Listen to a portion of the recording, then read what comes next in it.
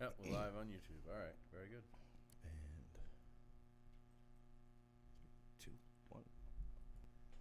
All right, here we are once again, back in action, the Life on Life's Terms podcast, and I'm Tom Robinson, and we are not affiliated with any 12-step program, But we are big fans. but we are big fans. My name is Chris Mandeville.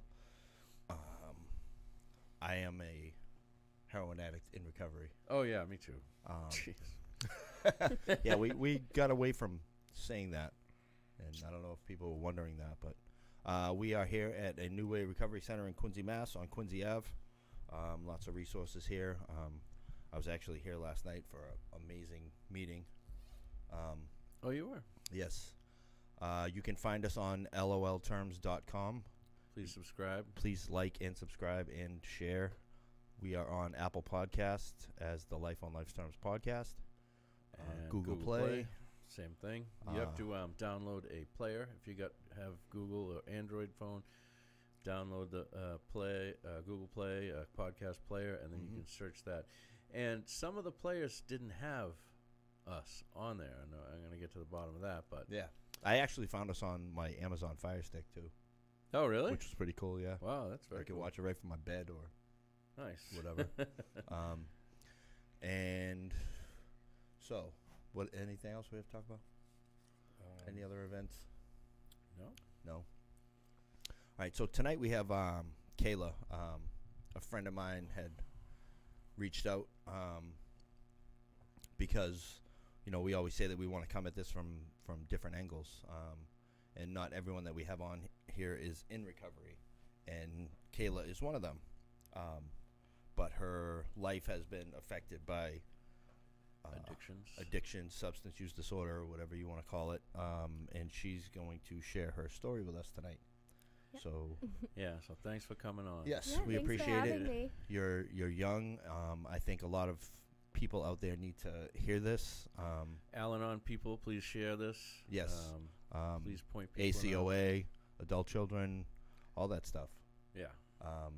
There's Alateen, there's learn much to more- cope. Many more ripples of pain that happen from Yes. this disease than just the sick and suffering addict. Yeah, we can tend to think that we're only affecting ourselves, but I know for a fact that I affected my kids. I was only hurting myself. Yeah. So we're gonna turn it over to Kayla, and she's gonna share. Great. So when I was 17, my brother actually died from a drug overdose. He was only 26 at the time.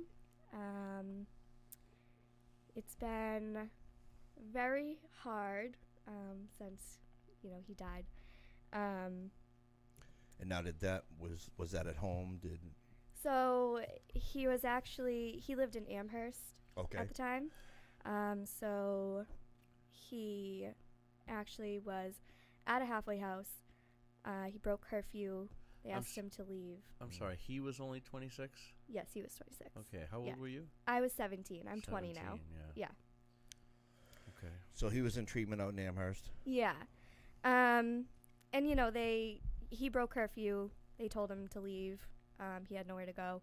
He ended up at this, an old friend's house.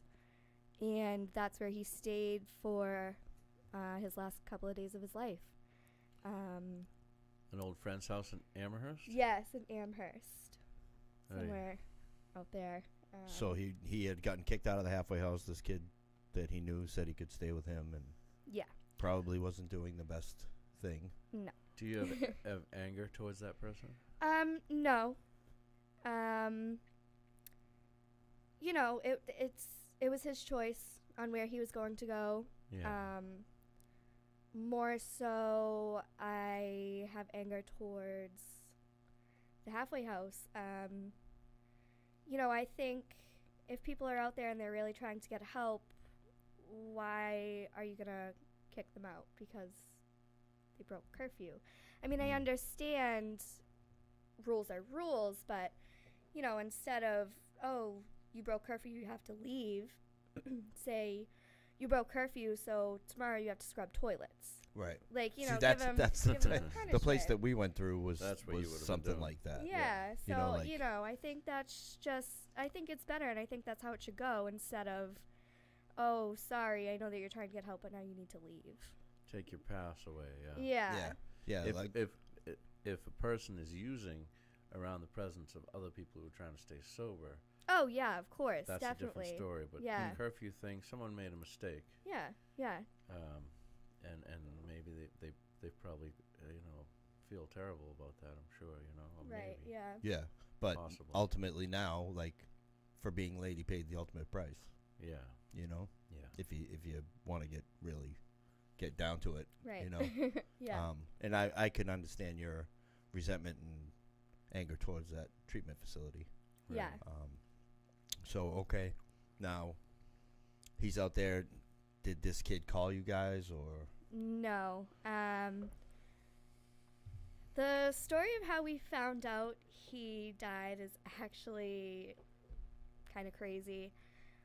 We actually found out through Facebook. Nobody called us. We had no idea. We saw posts from his friends in Amherst saying, like, rest in peace. And, you know, some of my family members are, like, calling my mom and his very close friend, Danny.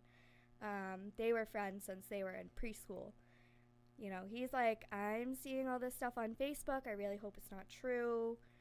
And, you know, so we called, like, the police department or something out there. My mom did. And they said, yes, he did die. We found him. Or the friend came home from work or something and found him and called the ambulance. So we actually didn't even find out until the next day. So he died May 13th. We didn't find out until May 14th, like very early in the morning. That's Yeah, there's still a lot of questions that I have, a lot of things that It probably will never be answered. yeah. right. I still have like no idea about you know, half of how it all went down. So he, fair to say, you were a young kid when he was, you know, in his, you know, caught up in his addiction. yeah, so we have an 8-year difference between us. He tried to keep me very sheltered from his addiction. He didn't talk to me about it. He didn't like to. You know, he wanted everything to stay. He wanted, like, me to stay away from everything that was going on. I mean, unfortunately, it didn't always happen like that. But he knew what he was doing was wrong, and he was trying to protect you from it. Right, is basically yeah. what was going I on. mean, Yeah. growing up in a house with an addict, you see some stuff, you know? Yep. It's not like he could completely be, I could be completely, like, protected from it. You know, I've found drugs in my house. I've seen him high, like, multiple times. You know, it's not always, like, you can't protect everybody from it, I guess. Yes, If they're in the same house, so. yeah. Unfortunately, it spills out. You think you're hiding it, but it's yeah. it's blatantly And obvious. it's very to, obvious, to, yeah. to people that know what's going on. Yeah. Did you as a kid maybe not quite grasp the No. danger? No. Yeah. He was an addict for a very, very long time. And the way that he started was he got an injury in baseball, and the doctor prescribed him some heavy pain medication. He could not wean off of them the right way. My mom took them away from him. Of course, she's thinking she's doing the right thing, and you know, she didn't give him the time to, like, come off of those. How long do you think he was on the pain meds for his injury? I'm not exactly sure. Probably too long, obviously. Yes. If he Yes. Yeah. if he was from what you're describing, it sounds like he was going into withdrawal. Yeah. You know. And then, you know, he kind of figured out, oh, I can just get these from my friends. My grandfather, who he lived with at the time, was also like a very sick person. He had like COPD and, just a ton of health problems. He also was prescribed these from his doctor because like he needed them so he could like get up and move. Like he was just always in pain. Yeah. So, my brother also kind of figured out, oh, well, I can just take a couple from him every now and then. And, that's kind of where it like escalated. So he was doing that in high school. He was probably like freshman, sophomore. Yeah, Something like I that. remember when my son went to Quincy High, and he was telling me that the kids in the sports teams were like crushing OCs on their desk and sniffing them right off their desk. Yeah. And now it was those kids, like the kids that were playing sports and the ones that you wouldn't think would be involved in that. He Right. was Yeah. like, because I've been very open with my son since I got custody of him, thank God, after having some time in recovery. Right. Right. But he was like, yeah, Dad, they're like crushing pills right in the classroom and sniffing them off the desk. Yeah, that's crazy. Freshman year in high school, being exposed to this stuff, Mhm. Yeah, I can't even. Yeah. I just can't even imagine because the addictive power of opioid drugs. I mean, combined with the youth. When I started doing dope, I started with heroin when I was 24, and I was kind of going through some stuff, a little breakup, and so I dove right into it hard. But I mean, that young, you just don't have a chance. No, yeah. What chance do you have? Yeah. All right, so now they find him out in Amherst. You guys find out on Facebook, which I don't agree with. If you know from the family or something like that, and you've confirmed this, that would be one thing. Right. But Right. All too often this happens. Someone dies and people are posting stuff about it and RIPs. Yeah, wait a few days at least. Yeah. Yeah. Just jump on Facebook and start. Right. Because I mean, I don't think there's a more awful way to find out that one of your loved ones has passed away than through My social God. media. Yeah. It Um, was it's crazy. Yeah. There's probably no real good way though. Huh? Right. I mean, I had to tell my aunt that her son was dead. Yeah. That's It's firsthand. He was upstairs, she was downstairs. And that was pretty bad too. Yeah. hard. Yeah. So now, what happens after you guys find out? My mom had to actually go out to Amherst and identify the body, which, that's, no mother should have to see Right. their kid like that. That's Yeah. just insane. We were all like in shock, really. When somebody that you love is an addict, you kind of always have this little voice in the back of your head, like, they're gonna die. This is how they're gonna die, and you never want to like believe it. You never like fully are like, oh yeah, that they're definitely gonna die from this. But you always have that little voice. But when it actually happens, it's a shock. There's disbelief. Yeah, because I mean, he was out in treatment. You think everything's going to be good. Yeah. This is great. He's taking care of himself, and then Yeah. boom, Right. Yeah. this gets dropped on you. It was, yeah. But it's a possibility. When you're abusing opioids and or benzos, like, you think you can, go back out there and try it again, but that's not always the case. Right. That next time you go out could and may be your last. Did you see that they're putting so much fentanyl and cocaine now that's surpassed heroin for overdoses? The cocaine from Yeah. overdose from fentanyl. Yeah. I know a few kids so that weird. have I don't even overdosed get it. Yeah. because they had fentanyl in their cocaine. Yeah, and people buying Crazy. people Yeah. buying perk 30s, and they're not even real perks. They're pressed fentanyl. And people Yeah. that were doing 6 or 7 pills, they're doing 1 and they're dying. Yeah. You know. So nothing nice now, out there. as far as addiction, was your brother the only one in the family, or is there anything else? No. My grandparents were into drugs, you know, like all the way from like when my mom was a little kid. Mm. They were kind of, excuse me, they were off and on kind of their whole lives. And that's why my grandfather was like so sick, because he had just used and abused his body so bad. Yeah. Right.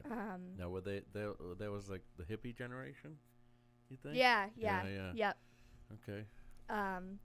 So, you know, even during my lifetime, they're still doing heroin. So, you know, it wasn't only my brother in the house that was doing it, it was them too. Mm. So my grandfather was more so doing it when my brother was getting into pills. And I think, you know, when my grandfather kind of realized, okay, wow, like, he's doing drugs because I'm doing drugs, that's when he stopped. He stopped doing heroin altogether. My grandmother, on the other hand, didn't stop. She was doing heroin all the way up until my freshman year of high school. I was actually the one who found out she was still doing it. I found her drugs in the house. It was just like crazy mess. So yeah, I mean, it's not just them either. Like, my family's full of addicts, alcoholics, you know, just from not just like my immediate family, like, you know, my grandfather's brothers and sisters were addicts and alcoholics. Some of their kids were. So, you know, it goes definitely a family disease. Yes, yeah. It goes all the way to like extended family too, not just my immediate family. That's pretty common, I would say. Yeah, definitely. Like you know, if you're raised with that, you know, even if it's just a little bit of awareness of what's going on, you know, you're more apt to either go extremely one way, like staying away from it, or you end up right in it just as much as, you know, your family members. When I was a kid, and before I ended up drinking at the age of 13, there was a picture of my grandfather and one of his buddies from the Navy, and they were, you know, he went through World War II and all that stuff, and they looked like they were having a good time, and he had his hat like that, one of those classic Navy hats, like kicked off to the side, and he had a smile on his face, and he was an alcoholic, a functioning alcoholic, and you know, it was just like, yeah, that's what I want. That's what I want to be. I want to have good times with my friends. I want to be like him. You know what I mean? And I was totally primed by that, you know, just by that one picture that just in my mind, you know. Yeah. You know what I mean? Made drinking alcohol look attractive. As soon as I got the bottle in my hand, I was like, yes, this is for me. Yeah. You know what I mean? Not always the case. No, it definitely was not for me. Well, it probably wouldn't have been for him either. He probably would have had a lot more varied and interesting life than coming home from work every day, sitting on the couch, having a 6-pack of beer and going to sleep. You know what I mean? So now you guys are trying to process this whole, you know, overdose and you know, what ends up happening, you know, with the family. You know, I think that my mom and I have been closer than we ever have been before. You know, my mom was a teen mom with my brother. She had him when she was 15, and that affected her a lot as an adult. You know, she had a baby when she was still a baby, so it was very hard for her to parent my brother. So that's kind of how he ended up with my grandparents. My mother had me when I was when she was 16. Yeah, And, it's very hard. Yeah, and I was raised in the beginning up until I was like 7 by her and my grandparents in my grandparents' home. Yeah. So it was like, you know, Yeah, Yeah. and I can relate I have to a that. little experience with that too. I was 13 years old when I got a girl pregnant. Yeah. Thankfully, the child was given up for adoption. Because I mean, I had Yeah. a paper Yeah. route. I had a paper route. What am I gonna do? How am I gonna do that? Girls stand next to Chris and they get pregnant. That's the problem. Yeah, that's a problem. Don't hang your coat next to mine. So, like, I understand that, and that affected my life. And you know, at the age of 13, going into high school, I went to a vocational school. So us freshmen are working with the juniors, you know, and they're trying to teach us. That was like a rite of passage for me. They were like, "You got a kid? Here, hit this hash pipe," like right away, and I'm like, yeah, you know what I mean? Like, Yeah. I'm in. Yeah. You know, I was like 99 pounds, like 4 foot nothing, you know? Yeah. Right. So, it definitely affected my childhood, Yeah. or lack absolutely. thereof, Yeah. you know? Yeah, definitely. Now, is your mom an addict? I have suspicions, I guess, of her using drugs. Oh, so She's that's never an been open open. question. Yeah, okay. she's never been open about it. And I mean, I guess, like, who wants to tell their daughter that they're on drugs? Like, nobody. Right. You know what I mean? So, Right, but she's not in recovery. That's all I was asking. I mean, as of right now, do I think she's using drugs? Absolutely not. She's doing very, very good. Yeah. In my earlier years, I guess, I have some suspicions, even from, like, 5 years ago. Yeah. But by all accounts, she's probably a normie. She's not like one of us, an addict, like a true alcoholic who Right, needs yeah. recovery. Yeah. Yeah, that's I guess what I So. was getting at. Yeah. Yeah, I mean, Like your brother knew he sought out recovery because he seen it was affecting his life, or Yeah. others seen it was affecting his life, and pushed him in that direction, or Right. you know. Right. yeah. Yeah, I mean, she's never told me. If I've ever brought it up, she's denied it. Yeah. I mean, I can't say. Well, there's plenty of you know. guilt, shame, remorse. There's all types Exactly. of things that you go through. Yeah, You know, I mean, I you can't know? say I wouldn't do the same. Right. Yeah. And it could be just to protect you as well. Yeah, You know. of course. So, grandfather, grandmother, both addicts. Yes. So, after my brother died, my grandfather died actually 3 months after him. Wow. And then my grandmother died a year after my grandfather. Wow. Oh. So, And, from drugs? no, I mean, I guess ultimately, like, yes. They died of, like, natural causes, I guess. Like, Oh. my grandmother's had, like, kidney disease and liver disease. My grandfather had Yeah. liver disease, COPD. He had so many things. So But, just they wouldn't have had those things if they didn't do drugs. Right. So, Right. I mean, Right. ultimately, I guess, yes, from drugs. But that's not what it says on there. Death Yes, certificate. exactly. Yep. Right. Yeah. Well, I'll tell you if you survive it, it steals years from your life. You Oh, know what yes. I mean? And, Yes, absolutely. it's just the longer you go, the worse off you're gonna have to rebound from that stuff. Yeah, Mhm. and like I remember when I was, pretty young and caught up in heroin addiction, and I tried the methadone clinic, and I looked around, and all the people that I seen that were on that, they just all looked beat up and old and Yeah. Yeah. like red faced and just not healthy at all. Right. Not healthy. That's and I was like, I don't want that. But I went on for years after, just still abusing heroin, 'Cause you're and doing and it I looked without- even without- worse. without your permission. you know? Right.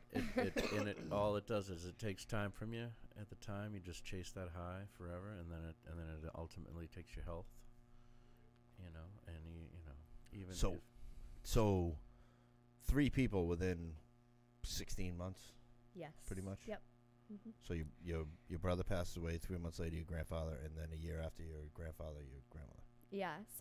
My grandmother was actually 1 year, 1 month to the day from my grandfather.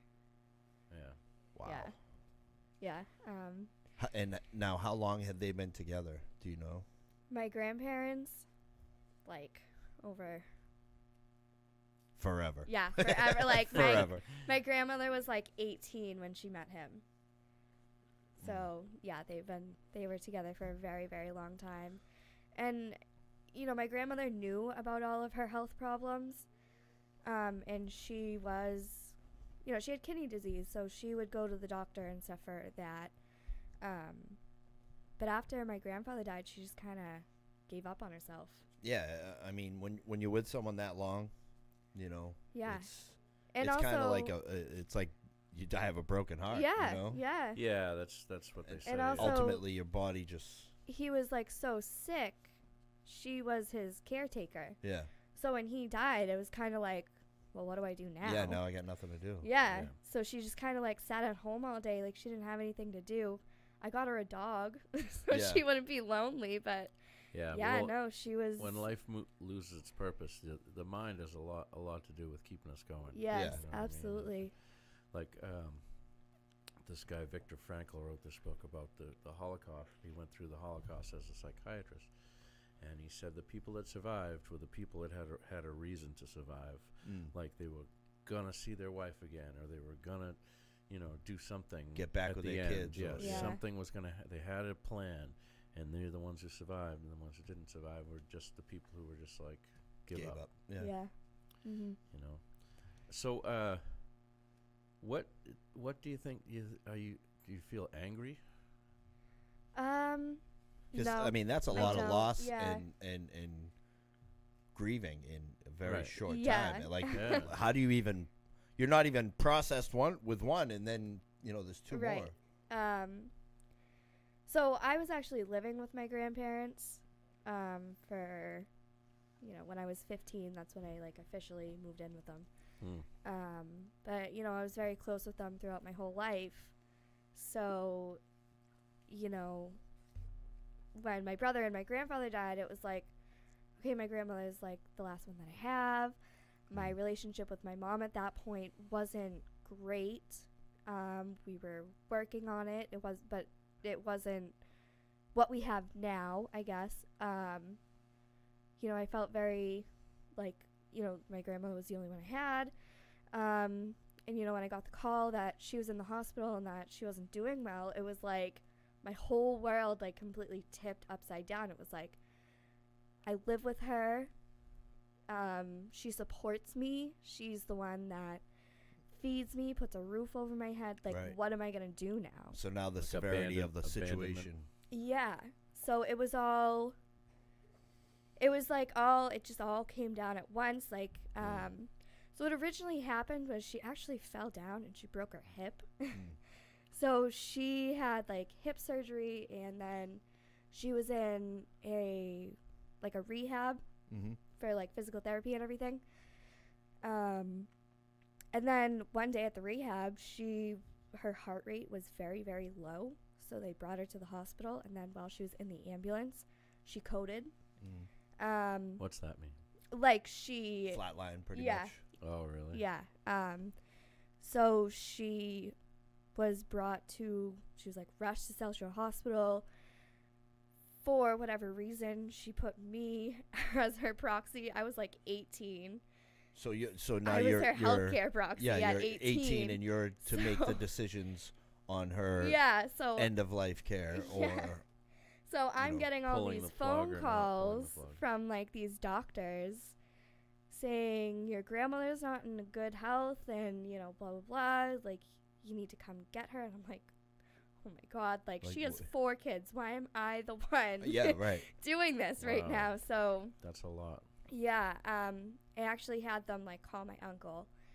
I was like, this is the person that she said she would have wanted to be her proxy. I don't know why she put me down, but like you can give him a call.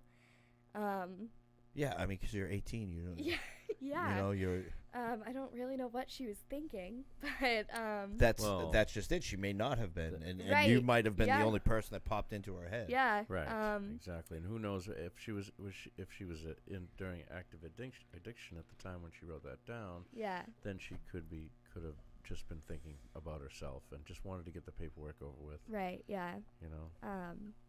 So, I'm gonna ask a question. I haven't heard much about it, but what about your father in this whole situation? My father has never been in my life. Okay. He was in my brother's life for a little bit. So when I was about 2, my father just kind of up and left and never talked to us again.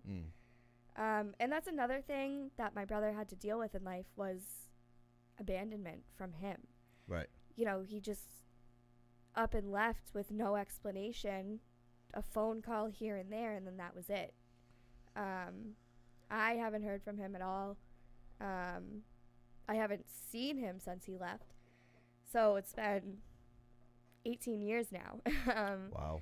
Yeah. So, I mean, my brother was around like 10 when he left. So, you know, you got to figure like you're 10. That's when you're starting to like need your father in your life. You That's male role model coming into your own. Yeah, exactly. So basically, mom was a single parent. Yes. Yeah. Yes. So a lot she put on her plate as well. Yes. Yeah. And that's kind of why my grandparents stepped in for my brother, I think. You know, my mom, obviously, she had my brother at 15. She doesn't have, like, a college education or anything. Right. She doesn't have a degree in anything. She always had jobs that she had to just pay bills. Right. It wasn't ever, like, she had a career, you know. She did what she did because she had to, and she had to, you know, feed us. She had to keep a roof over my head. Same thing with me. My mom had, like, I don't know, 5, 6, 7 jobs. Like, yeah, so she'd work one day here, 2 days over there, and yeah. then, you know, everything in between. You know, Yeah. So I understand that. Mm-hmm. It's hard, and it's takes a strong person Yeah. Yeah. to go day to day, day to day, day to day. Oh, I know. Keep going. She definitely was a very strong, like, woman role model for me. Yeah. You know, she taught me, like, I don't need no man to take care of me. Yep. She always took care of her men. Like, you know, she was always, I don't know, she was just very strong. And, you know, when I have my suspicions about her, you know, possibly getting into drugs, it was a period of her time where it was like, well, you know, everybody can take care of me, and, you know, I don't need to work. And that was, she turned into a person that I had no idea who she was. And that's kind of why I have those suspicions. But, you know, she's back to her old self. She's back to supporting herself. She has a job. She works every single day, like, nonstop. So, you know, she's back to the way she was before. Yeah. And I could definitely tell the difference. So now your grandparents have passed on. Like, so what? Did they own a house? Were they renting? Like, no. Because I'm assuming that there was a lot of stuff to have to deal with. Yeah. You know. So when they passed. We lived in an apartment in Quincy. You know, my grandmother, well, both of them, they never saved any money. They were addicts their whole life. They never had any money to save. My grandmother actually cashed in her 401k for drugs. So, you know, we had nothing. Well, they had nothing. So when my grandmother died, I had moved in with my uncle that lived in Quincy at the time. And then I kind of just was staying at my boyfriend's house and just never left, and now I live there. So, I mean, his mom is amazing. She is definitely like a rock in my life. You can really see the ripples that addiction Yes, has with, yeah. with your story. So yeah, It's totally pushed you in all sorts of directions. yeah, absolutely. You know. Yes. So now The audacity of us as addicts to say that we're only hurting ourselves it's just criminal, you know. Yeah. It's a little frustrating, I have to say. I Yeah. know that you guys, you know, addicts they're very self-centered and, you know, they don't realize what they're doing, but, you know, I feel like they need to. They need to realize. Everything that comes out of your mouth as an active addict is something to try to justify. You don't even know what you're saying. Yeah. You're just trying to get somebody off your back because you want to go Right. use again, because you're using without your own permission, whether you realize it or not. Mm-hmm. You think you're out having a good time, but it's got you. Right. So Yeah. And you know, you see it more often nowadays. Like you said, your brother had hurt himself. He gets put on this pain medication. Like, I think that there's other ways to help with this stuff. This you know, a lot of times that's the answer. That's like, here, we'll throw some medication at this. Yeah. You know. yeah. And it's not monitored. It's not, you know, they're not keeping track of it. It's like, okay. Just heard on the news today about the whole trial that's going on with the oxys and the pharmaceutical I mean, companies. Even me, I had a very minor surgery on my ear, and they gave me 25 oxycodones. Yeah. It's like, why do I need those? And it didn't even hurt. Yeah, Right. I mean, I was in pain, but like, they were like, oh, well, you can't take regular like Tylenol and stuff like that because it clots your blood. Doc, so I got this this is what you have hangnail. to use. Yeah. I'm It's like, killing me. Yeah, I really need. I had just went through appendix surgery just recently, and I stressed to them, like, I do not want to take any opiates. And one of the nurses that was there, he was awesome. He made a bracelet that, you know, it was an allergy bracelet, so they had to look at it, and it said, you know, in recovery, no opioids, because sometimes when you're out, they may hit you with pain medication so that when you wake up, you're not feeling any pain. You know, Right. It's kind of like they're a preemptive strike against it. You know. Right. So, you know, I was grateful for that, and I was fine. Like, yeah, I was uncomfortable. It hurt, but nothing that some Tylenol and some Motrin wouldn't take care of. Right. Yeah, You well, know. pain, you know what? I mean, unless it's really excruciating, you Yeah. know, hey, it lets you know you're alive. So now so back to your story. So you've lost your brother, your grandmother, and your grandfather. Like you said, your world's pretty much tipped upside down. Yeah. You know, where do you go from there? And it wasn't even that long ago. No. My grandmother died only like a year ago. And my brother is now 2.5 years. My grandfather is like 2 years. So What have you done to make it this far and you know, be I wouldn't say okay with the situation, but right. you know, I just keep going. I don't know. I strive to make them proud. I don't want to like give up or anything. I want to have a good life for myself.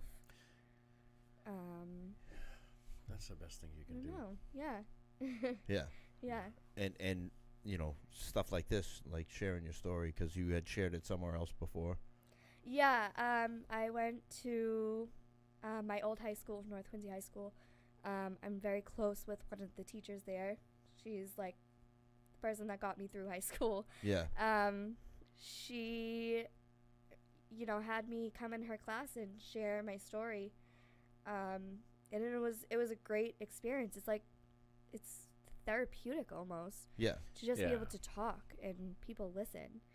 And it's great. I love Yeah, it. we have a saying: a problem shared is a problem cut in half. Yeah. You know? Have you gone to any therapy? Yes. Yeah. Yeah. It's big.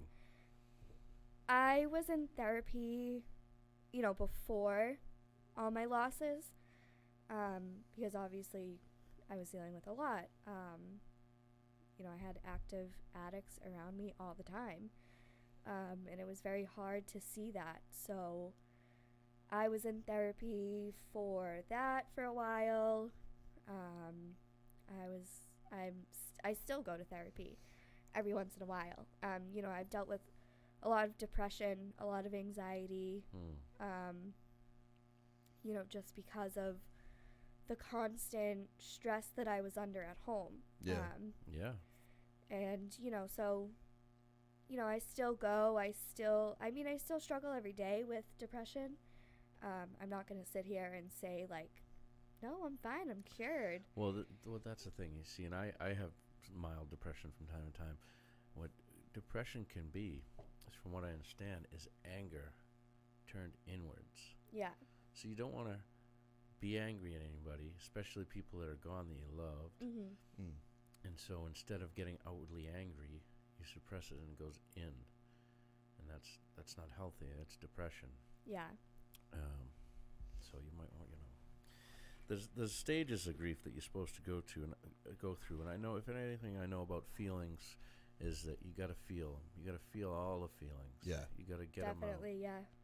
Because when I was using, I would suppress feelings for years, and they would come back when I finally got sober. Yeah. I had to go through them all still. Yeah. Right. Yeah. And there's different ways of suppressing feelings. It's not just drinking and drugging, but I mean, using anything to get out of yourself and out of the feelings. It's not feeling. Yep. Yep. So, if someone has gone through something like this, what would be something that you would say to them that has helped you? Just focus on yourself. I feel like, I think, something tragic like that happens to you, all you focus on is, well, they're gone, I'm never going to see them again, like this and that. But it's like, you can't think that way all the time. Right. You have to think about yourself too. You have to be selfish and say, this is what I need from me. And especially for me at like a young age, I'm only 20, so this is kind of the time in life where you're supposed to be selfish regardless. You're supposed to be doing things for yourself anyways. So, just focus on yourself, focus on making sure that those people or person that you lost sees what you're doing and is, you're trying to make them proud. And, you can't focus on them being gone.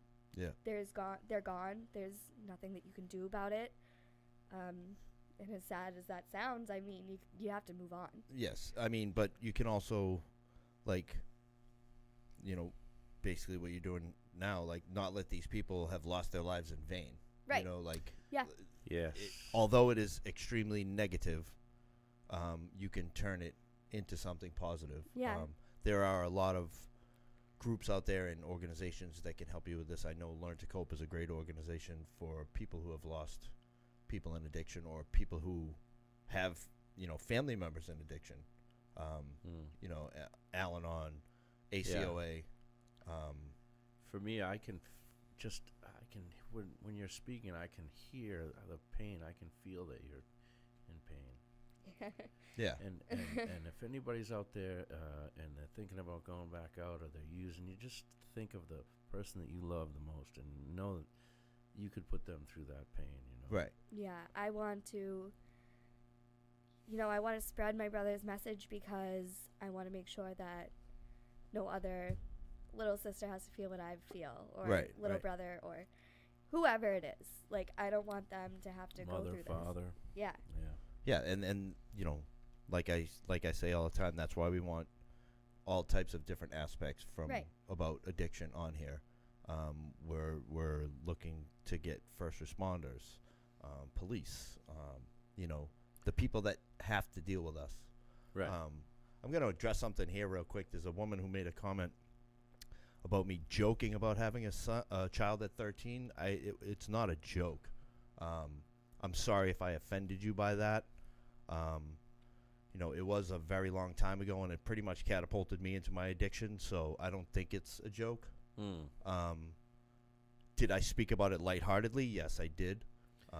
Well, that's the thing. When you walk into a meeting, you can hear all sorts of stuff that you couldn't normally joke about, right. And everybody's laughing about it because we're like, what's the book says? Something about surviving a shipwreck. Yes. We're like survivors of a shipwreck. Yes. You know? So if I did offend you, I apologize.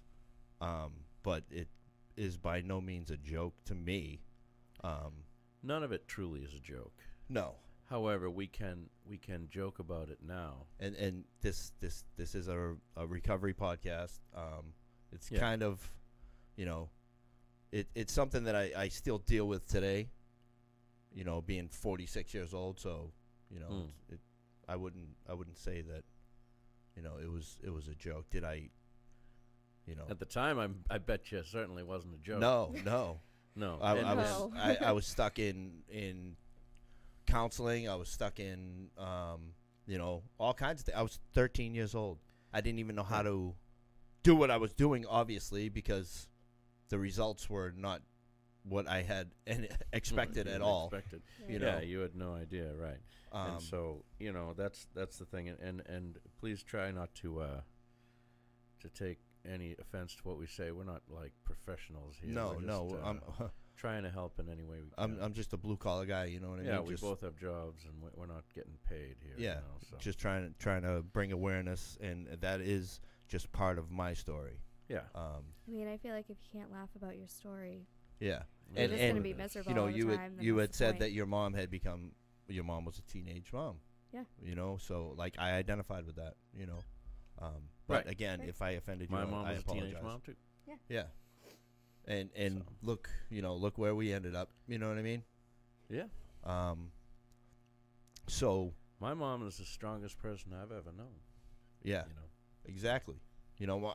Like I agree with that as well. Like my mother busted her ass to provide for us, and what she couldn't cover for, I took care of. I was working at 12 years old. I was working at 13 years old. I was giving my mother room and board $50 a week at 12 years old until I moved out at, I don't know, 17, 18. Right. Like, people don't even, room and board? What's that? What's room and board? No, I paid for my room, Like, I gave my mom money, If I wanted school clothes, I had to go put a layaway on, Or I wore the same stuff I wore last year, Yeah. So, Anyway. Now, what's going on today with you? How are things? They're good. So I work full time at a daycare. Nice. Yeah. That's cool. It's good. It's a good job. Yeah, kids can be fun. Yeah, they can be fun. They can be stressful. Yes, that they can too. Yeah.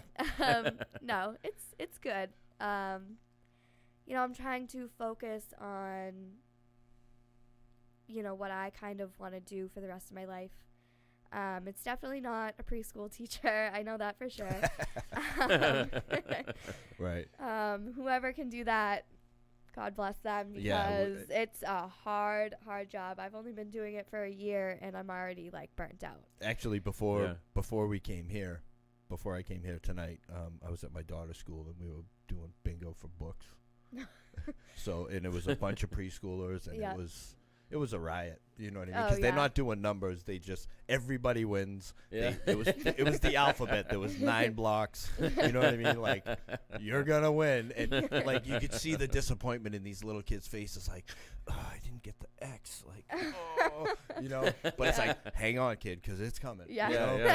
Yeah. So, but to be able to participate in that is, Fantastic. Yes, yeah. absolutely. Blessing. It's cute, yeah. All right. Well, I'm just trudging along, I guess. Yes. Yeah. And we really appreciate you, coming on here. Yeah, to thanks a share your lot for story. sharing your story. I know for a fact that someone out there is gonna listen to this and Yeah, must be have like, helped. oh, someone. you know who needs to hear this? Right. You know what I mean? And Yeah. that's why we do this. Yeah. That's right. You know, we were at an event the other night, over the weekend, and like these people they're like painting blankets for the homeless. You know, like Yeah.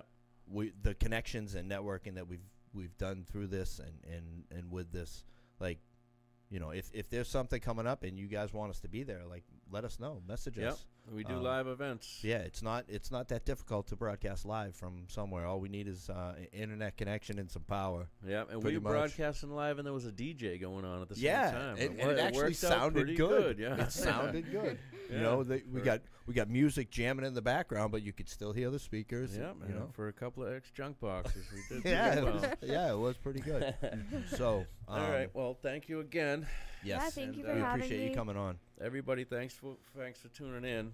Please go check out the audio podcast. You know, while you're doing your dishes, Yes. or you're mowing your lawn, or not this Yep, shoveling your lawn, or something, driving I to don't know. work so that you're not, you know, flipping the universal sign to the guy in the lane next to you. Right.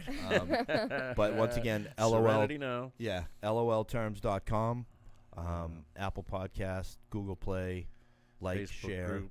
Yes. Yeah. Like, share, subscribe. If anyone needs any help, anyone wants to share their story, please message us, reach out to us. YouTube. Check out YouTube maybe Yep. sometimes. Yep. Share this post, share everything.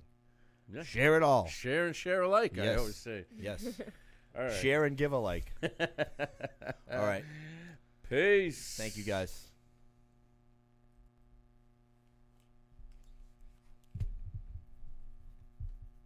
Another great one.